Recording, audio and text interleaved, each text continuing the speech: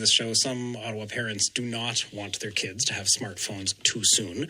There's this new campaign called Unplugged Canada that asks parents to make a pledge: no smartphones for kids until they turn 14. Parent and educator Alison Larod made that exact decision a few years ago. Here's how she explained it on this show last week.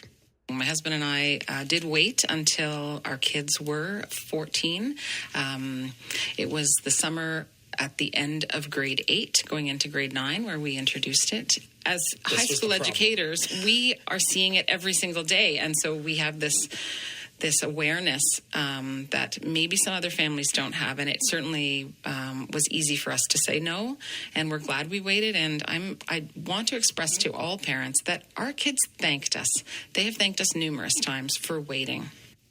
But would our next guests appreciate the wait? We have heard from parents. Today, we're talking to kids. Millie Nolan and Jet Kearns are both 13. Alec Leginski, is 12 years old. They all have smartphones and join me now in studio. Hi there. Hi. Millie, how old were you when you got your phone? I was actually at a pretty young age. I was in grade 5, but my parents had some pretty solid reasons because I had to walk home by myself and stay. So I had to let them know where I was. So this was the idea was you were going to be communicating with your parents. And it wasn't really a fun thing. It was more like I would just communicate with them. But as I got older, it became more and more like a personal use. Right. And was it a little bit of a cool status as well at that point? Yeah. I would guess that, when were you among the first, or when you were getting it in grade 5, were there a lot of other kids? There were, I'd say, 4 other kids, just in similar situations, but I was probably one of the first couple kids in my friend group. Okay, and how soon after, this is kind of hard for you to quantify, but how soon after you got it was suddenly the rest of the group going, but Millie has a phone? I'd say probably in grade 6. It kind of happened pretty fast after. Okay. Yeah. Okay. Jet, when did you get your phone? I got my phone when I was around 12 years old. Okay, so you've had it for about a year. How did your life change because of getting that phone? I definitely think I've gotten more distracted easily in terms of getting things done. But there's definitely been some benefits as well. Okay, what are the benefits? So I'm definitely more able to communicate with my friends and my family at any moment that I want, in case my friends just want to make plans with me, or it's an emergency and I just need to contact my parents. Okay, now the emergency parents thing, I think everybody understands. Yeah. The getting to communicate with your friends at any time, I could see where sometimes the adult would be like, but that's exactly the problem, Jet. Yeah, for sure. How do you... being honest with you for a sec, how hard is it to shut the phone off and say, I am not going to check it right now? Yeah, it definitely takes some effort, but I gotta say, it's definitely difficult. I have to put it on silence mode, or I have this one, I don't know what the app is called, but I have an app that blocks out all social media platforms, and it's just the important ones, like my school app or messages or something like that. Okay, but you don't know what that app is called. Does that mean that you don't have it turned on? No, I know. I it's on. You just don't know what it's called. Yes, exactly. Okay, that's fine. Yeah. I thought you meant somewhere on this phone there's an app. I don't use it, but somewhere in the app is this thing I have. Now, Alec, you were in an interesting situation because you wrote to the show telling us you didn't have a phone. Yeah. By the time we got back to you, you did have a phone. What happened? So it was just because I was just I was at a trampoline park, and I was doing some tricks that I wanted to record, so I had to use my mom's phone, but she only came to pick me up. So she missed the tricks. Yeah, well, I still had 30 minutes left. Okay. But I did get also a phone to contact my friends like them, but I did have a way to contact my friends in third grade, I believe, and third grade about. So. No, so yeah. Why was getting that phone? So there was the desire to photograph yourself. There was the desire to capture yourself, which is not unheard of, I'm sure. I'm not seeing from Millie and Jet a look like, what? Using our cameras as phones? But using phones as cameras? But that is important enough to be able to capture yourself using a phone as well. Yes. Well, I could also use somebody else's phone like my mom's phone. But I think I just feel more comfortable just using my phone to capture it a bit. But how'd you make the case to your parents? Because when you wrote to us, yes, you were saying, I don't have one. How did you convince them? So I did ask my dad about if I could record myself at the trampoline park. He said it's fine. So I did get a phone like the recent times when you guys when I emailed you guys about that. So did you use us? Did you say, I've already written to CBC and they're going to do a story? Yeah. That was what swayed him over. When you emailed the show, we had Alex Munter on, who was one of the parents pushing the Unplugged Canada campaign, and he's the CEO of the Canadian Medical Association. This is a little bit of what he had to say on the show. When you're a parent, you're up against this multi-billion-dollar industry deploying the most sophisticated technology to get into your kid's brain.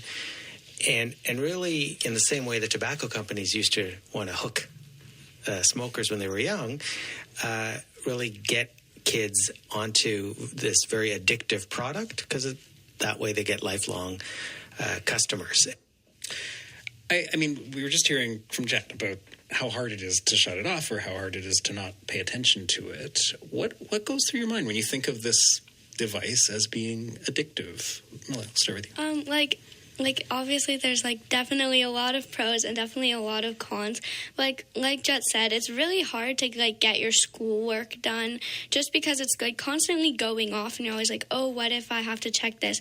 And like sometimes you feel pressure just to answer your friends because they're like, oh, why isn't she answering me? Like, is she like just not talking to me anymore? Right, because if you don't answer, rumors start. The idea being, so like it's kind of a lot of pressure to have it, but like it's also like really fun. Right. Yeah. I mean, fun is obviously important. Yes. But when you hear somebody say that it could be addictive, like, do you think of it as being addictive, your phone? Like, I'd say yes, but when you kind of put it like that, it sounds really scary. Like, I think we have a lot of attachment to our phone, but I wouldn't say it's like we're addicts to our phone. Okay. All right. I'll come back to that in a second. Alec, for you, when you hear the idea of phone addiction, what goes through your mind?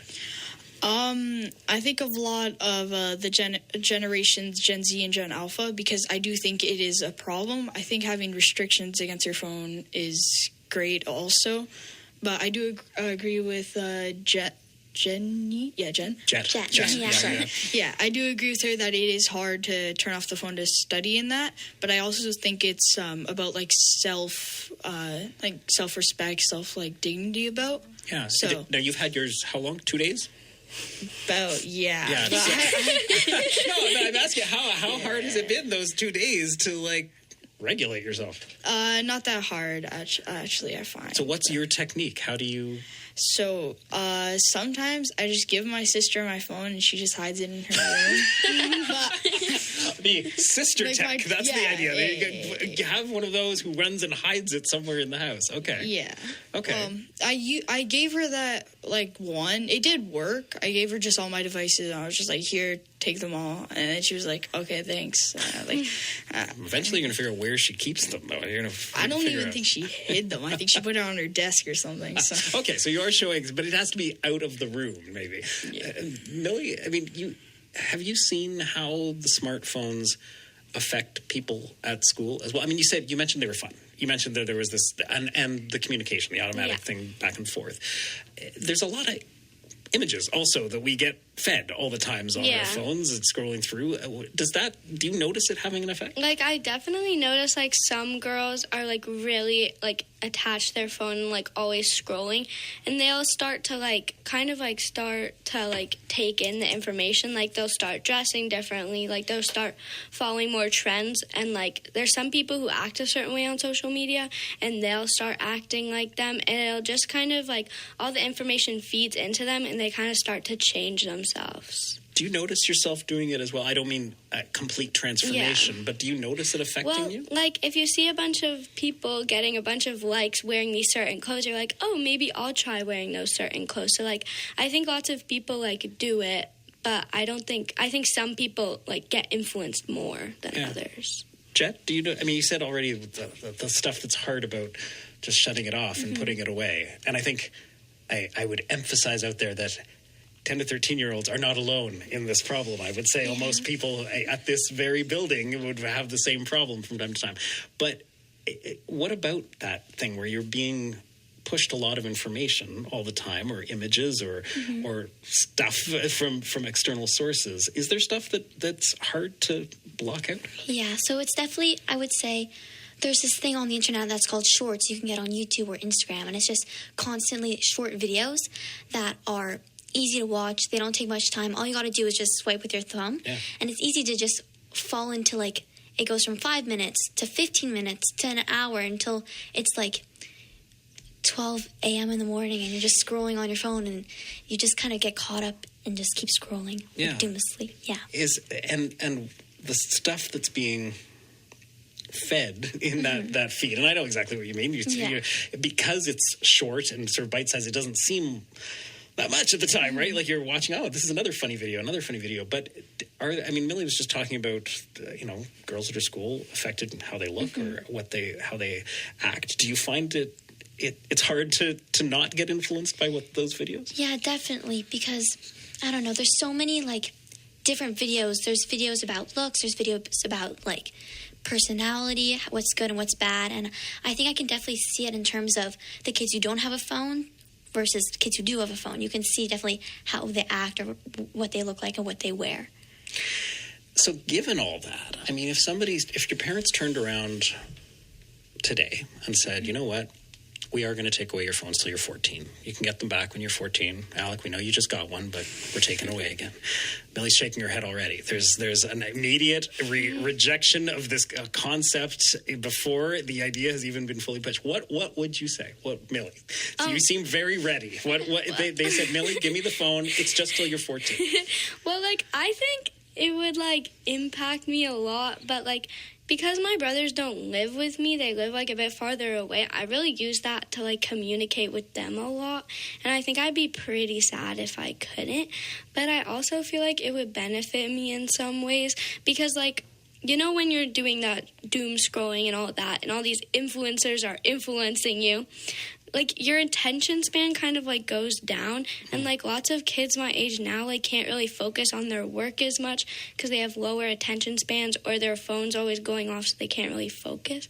So I think it would have a lot of positive impacts, but I don't think it would be that good. I see the positive impact. I don't want it to happen. Yes, I understand. Jet, if they said, Jet, give me the phone back till you're 14.